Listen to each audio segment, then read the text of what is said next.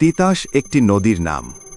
এই নদীটি বাংলাদেশের দেশীয় নদী, যা বাংলাদেশেই উৎপত্তি হয়ে আবার বাংলাদেশেই পতিত হয়েছে। ভারতের সাথে এর কোনো সীমান্ত নাই, তবুও ভারত বাংলাদেশের ভেতর থেকে তিতাসের পানি ভারতে নিয়ে যেতে চায়। চলুন ম্যাপ অ্যানিমেশনের মাধ্যমে দেখি কিভাবে তিতাস নদী থেকে ভারত আগরতলায় পানি নিয়ে যাবার পরিকল্পনা করেছে। তিতাস নদীর উৎপত্তি বাংলাদেশের ব্রাহ্মণবাড়িয়া জেলার সরাইল উপজেলায়। সেখান থেকে এটি শাহবাজপুর হয়ে ব্রাহ্মণবাড়িয়া শহরের পাশ দিয়ে অতিক্রম করে। শহর পেরিয়ে তিতাস আবার পূর্ব দিকে বাঁক নেয়। এটি বাংলাদেশ ভারত সীমান্তের আখাউড়া স্থলবন্দরের কাছে গিয়ে ইউটার্ন নেয়। পরবর্তীতে এটি ব্রাহ্মণবাড়িয়া জেলার নবীনগড়ের কাছে গিয়ে পুনরায় মেঘনার সাথে মিলিত হয়। তিতাসকে বলা হয় মেঘনা নদীর পুত্র। ব্রাহ্মণবাড়িয়ার হাওড়াঞ্চলে নদীটা সারা বছর চষে বেড়ায়। স্থানীয় কৃষি, মৎস্য, নৌ পরিবহন সব কিছুতেই তিতাসের ভূমিকা খুবই গুরুত্বপূর্ণ। তাই ব্রাহ্মণবাড়িয়া জেলাকে তিতাস নদীর দান বলা যেতে পারে। কিন্তু তিতাসও সমস্যামুক্ত নয়। শুষ্ক মৌসুমে এর প্রবাহ কমে যায়। চর জমে প্রতিনিয়ত নাব্যতা হারাচ্ছে নদীটি। শিল্পদূষণও হুমকি হয়ে দাঁড়িয়েছে। ব্রাহ্মণবাড়িয়া শহরের কাছে এসে নদীটির করুণ অবস্থা দৃশ্যমান হয়। এমন অবস্থায় এই নদীর পানি প্রতিবেশী দেশে সরবরাহের চিন্তা বাংলাদেশের স্বাভাবিকভাবেই উদ্বেগ তৈরি করেছে। এবার আসি ভারত কেন তিতাসের পানি চায়। ভারতের আগরতলা শহর, যা ভারতের সেভেন সিস্টার্সের দ্বিতীয় জনবহুল শহর। এই শহরটি বাংলাদেশের সীমান্তের খুবই কাছে অবস্থিত। এমনকি ত্রিপুরার একমাত্র সচল বিমানবন্দর আগরতলা বিমানবন্দরটি এমন স্থানে রয়েছে যার 3 পাশেই রয়েছে বাংলাদেশ। 1942 সালে নির্মাণ করা বিমানবন্দরটি দেশভাগের সময় আগরতলা শহরের সাথে সাথে ভারতকে দিয়ে দেওয়া হয়। সীমান্তটা এমনভাবে বিভক্ত হয় যে বিমানবন্দরের রানওয়ে ভারতের মাটিতে পড়লেও বাংলাদেশের আকাশসীমা ছাড়া এই বিমান উড্ডয়ন করা সম্ভব নয়। আবার রানওয়ে বৃদ্ধির মতো জায়গাও নাই তাদের কাছে। 2018 সালে ভারত সরকার আগরতলা বিমানবন্দরের রানওয়ে সম্প্রসারণ এবং উড্ডয়ন নিরাপত্তার জন্য বাংলাদেশ সরকারের কাছে 1 কিলোমিটারের মতো জমি চেয়েছিল। প্রাথমিকভাবে ভারতের ছত্রছায়ায় থাকা তৎকালীন আওয়ামী লীগ সরকার রাজি হলেও দেশপ্রেমিক জনতার প্রতিরোধের মুখে প্রকল্পটি বাস্তবায়ন হয়নি। সম্প্রতি সময়ে আগরতলা শহরের নলকূপের পানিতে আয়রনের মাত্রা চরম পর্যায়ে লক্ষ্য করা গেছে। একই সাথে ভূগর্ভস্থ পানির স্তরও দ্রুত নিচে নেমে গিয়েছে। শহরের মানুষকে বাধ্য হয়ে আয়রনযুক্ত পানি খেতে হচ্ছে, আর পানির মান খারাপ হওয়ায় স্বাস্থ্য ঝুঁকিও দিন দিন বাড়ছে। ত্রিপুরার মুখ্যমন্ত্রী মানিক সাহা সম্প্রতি ঘোষণা দিয়েছেন, আগরতলা শহরের 51টি ওয়ার্ডে পানীয় জলের মাত্রাতিরিক্ত সংকট রয়েছে। শুষ্ক মৌসুমে এই সংকট ভয়াবহ আকার ধারণ করে। আবার আগরতলা শহরটি তুলনামূলক উঁচু থাকায় সেখানে পানি ধরে রাখা সম্ভব হয় না। তাই আগরতলা শহরকে বাঁচাতে প্রতিবেশী বাংলাদেশকে ভারতের খুবই প্রয়োজন, যেখানে রয়েছে অফুরন্ত নিরাপদ পানির সন্ধান। আর আগরতলা শহর থেকে মাত্র 2 কিলোমিটারেরও কম দূরত্বে রয়েছে বাংলাদেশের তিতাস নদী। এই অংশে ত্রিপুরা থেকে 2টা খাল এবং একটা নদী তিতাসের সাথে মিলিত হয়। এটা হচ্ছে হাওড়া নদী, যা ত্রিপুরার পাহাড়ে উৎপত্তি হয়ে বাংলাদেশে প্রবেশ করে আখাউড়া রেল স্টেশনের পশ্চিমে তিতাসের সাথে মিলিত হয়। এটা হচ্ছে কাটা খাল বা কালাপানিয়া খাল, যা আগরতলা শহর থেকে আখাউড়া স্থলবন্দরের পাশ দিয়ে বাংলাদেশে প্রবেশ করে। পরে এটি আখাউড়া স্টেশনের কাছে এসে তিতাসে মিলিত হয়। আখাউড়া স্থলবন্দর যারা গেছেন তারা অবশ্যই এই নর্দমাটা দেখতে পাবেন। আগরতলার সমস্ত শিল্পবর্জ্য এই খালের মাধ্যমে বাংলাদেশে প্রবেশ করে এবং সরাসরি কাটা খালের মাধ্যমে তিতাসে মিলিত হয়। কাটা খাল বা কালাপানিয়া খাল মূলত পুরো আগরতলা রাজধানীর সমস্ত বাসাবাড়ির বর্জ্য এবং সমস্ত শিল্পবর্জ্য অপসারণের জন্য ব্যবহার হয়ে আসছে। এই খালের পানি এতটাই বিষাক্ত যা বাংলাদেশের কৃষিজমি এবং তিতাস নদীতে সরাসরি যুক্ত হচ্ছে।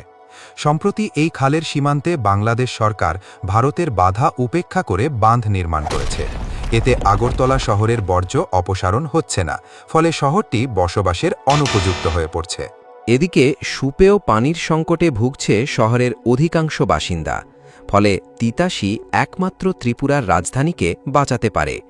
ত্রিপুরা সরকার মনে করছে, যদি তিতাসের পানি ব্যবহার করা যায় তবে আগরতলা শহর জুড়ে পরিষ্কার আয়রনমুক্ত পানি সরবরাহ করা সম্ভব হবে। এজন্যই আবারও তিতাস নদীর নাম উঠে এসেছে ভারতের আলোচনায়।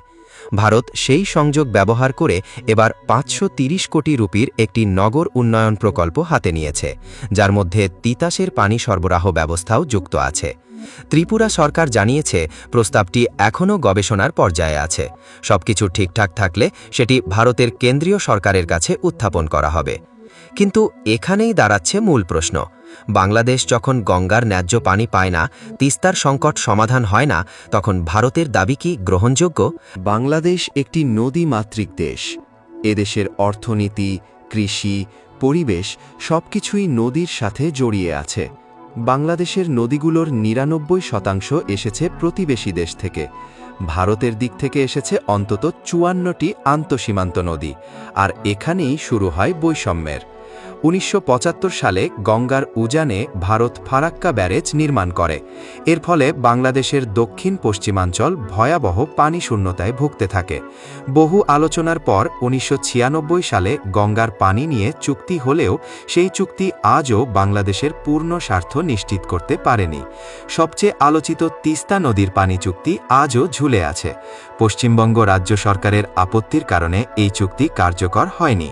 ফলাফল, উত্তরাঞ্চলের কৃষকরা খাবার পানির জন্য হাহাকার করছে, অথচ বর্ষায় হঠাৎ ছেড়ে দেওয়া পানিতে দেখা দিচ্ছে ভয়াবহ বন্যার। ২০২৪-এর কুমিল্লা, ফেনী, নোয়াখালীর বন্যার ক্ষতিপূরণ এখনও বাংলাদেশের মানুষ কাটিয়ে উঠতে পারে নাই।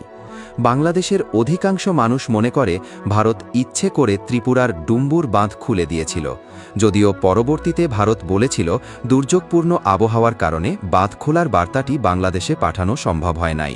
বাংলাদেশের সাধারণ মানুষের কাছে বিষয়টি দ্বৈত মানদণ্ডের প্রতীক। একদিকে ভারত উজানে পানি আটকে রাখবে, শুষ্ক মৌসুমে বাংলাদেশের সকল নদী শুকিয়ে যাবে। অন্যদিকে বর্ষায় হঠাৎ পানি ছেড়ে বন্যায় ভাসবে গ্রামাঞ্চল। তবু যখন ভারতের দরকার পড়বে, তখন তারা বাংলাদেশের নদীর পানির দাবি করে বসবে। এটাই হলো বৈষম্যের বাস্তবতা। বাংলাদেশের পরিবেশবিদরা বলেছেন, তিতাসের মতো ছোট নদী থেকে পানি সরানো হলে স্থানীয় কৃষক, জেলে এবং সাধারণ মানুষ মারাত্মক ক্ষতির মুখে পড়তে পারে। পানি বিশেষজ্ঞদের মতে, আন্তঃসীমান্ত নদীর পানি ব্যবহার করতে হলে অবশ্যই দুই দেশের মধ্যে চুক্তি থাকতে হবে। একতরফা সিদ্ধান্ত ভারসাম্য নষ্ট করবেন। নদীর প্রাকৃতিক প্রবাহ বদলে গেলে জীববৈচিত্র্য ধ্বংস হবে। এছাড়া স্থানীয় অর্থনীতিও মারাত্মক ক্ষতিগ্রস্ত হবে। আর তাই এই ধরনের পরিকল্পনার আগে দ্বিপক্ষীয় আলোচনার মাধ্যমে স্বচ্ছতা আনতে হবে ভারত এবং বাংলাদেশের মধ্যে। বাংলাদেশের স্বাধীনতার পর থেকে প্রতিবেশী দেশ ভারতের সাথে সবচেয়ে বড় দ্বন্দ্বের জায়গা হচ্ছে পানি।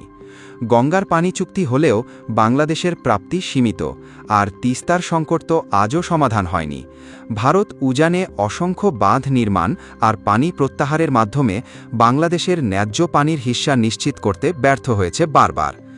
চিন্তা করুন, ভারত সারা বছর পুরো ত্রিপুরা রাজ্যের সকল অপরিশোধিত বর্জ্য তিতাসের মাধ্যমে নির্গমন করে, আবার বর্ষায় তিতাসই তাদের সমস্ত জল গ্রহণ করে তাদের বন্যার হাত থেকে বাঁচায়।